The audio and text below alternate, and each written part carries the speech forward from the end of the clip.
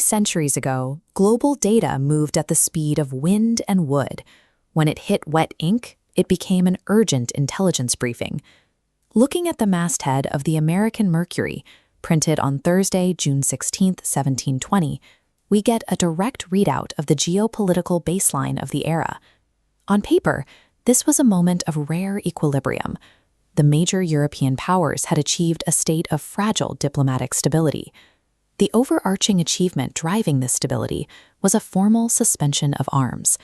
Spain and the Holy Roman Emperor, France and Great Britain had agreed to halt direct hostilities.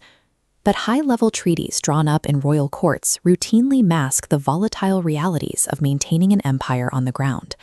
To see how this peace actually materialized, we have to check the Mediterranean theater, specifically the dispatches coming out of Genoa and Naples. This text confirms the formal suspension of arms was published in Sicily, printed directly from opposing military camps. The transition to diplomacy was immediate. Generals who had just ordered artillery fire were now exchanging reciprocal compliments. This military stand-down triggered an instantaneous economic reaction for the local civilian population.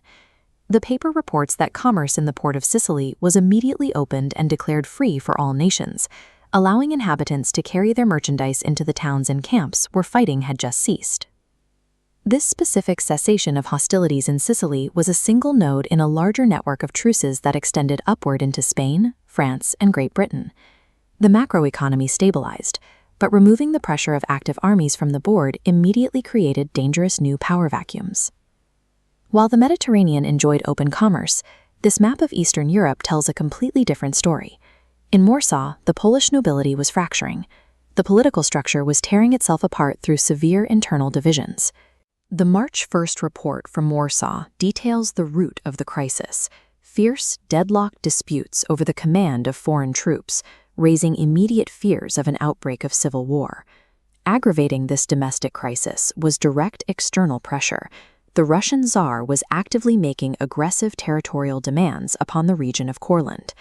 Moving west to the dispatch out of Hamburg, we find clear evidence of how these nations waged war without deploying armies: state-sponsored espionage. Authorities seized a Swedish clergyman, sealing his papers. He operated covertly as a spy for the Russian Tsar. His treason was severe. He showed Russian forces the sheerans of Stockholm, archipelago routes into the capital, and defrauded merchants before fleeing. This single arrest exposed a broader campaign of shadow warfare, a deliberate effort to dismantle Swedish sovereignty from the inside out. Official diplomatic treaties signed in Paris or Madrid were completely ineffective at stopping this kind of covert geopolitical sabotage in the East. Even in Western Europe, the states enforcing the armistice were rotting from the inside. We see this clearly in France. Look at this Paris dispatch. It details a violent economic riot, a tumult at Marseille, in the southern port. The text identifies the cause: the sudden dearness of bread. Starving civilians blamed corn importers for hoarding. The French court reacted desperately, bypassing normal commerce to send ships directly to Marseille, dumping corn to artificially sink bread prices. But while the crown was extinguishing provincial riots, law and order was entirely breaking down in the capital. The backdrop to this urban chaos was the high-profile execution and torture of the Count de Horn. Following his death, the Mercury reports an unrelenting wave of violence plaguing Paris, noting that authorities were hearing of murders every day. The breakdown was so total that the paper documents brazen, massive thefts occurring in broad daylight, including an unsolved robbery at a local punch house. The thieves walked away with 100,000 crowns worth of effects meant to negotiate at the bank. The money and the perpetrators vanished. International peace meant nothing to civilians when the state's domestic apparatus was collapsing under the weight of starvation and crime. Across the churning Atlantic, the British-American colonies were actively dealing with the dangerous fallout of this European instability.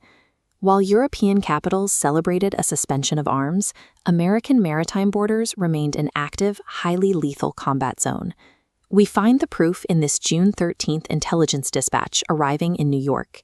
The information in this single paragraph had to travel from South Carolina to Bristol in England, and finally back across the ocean to New York before it was printed.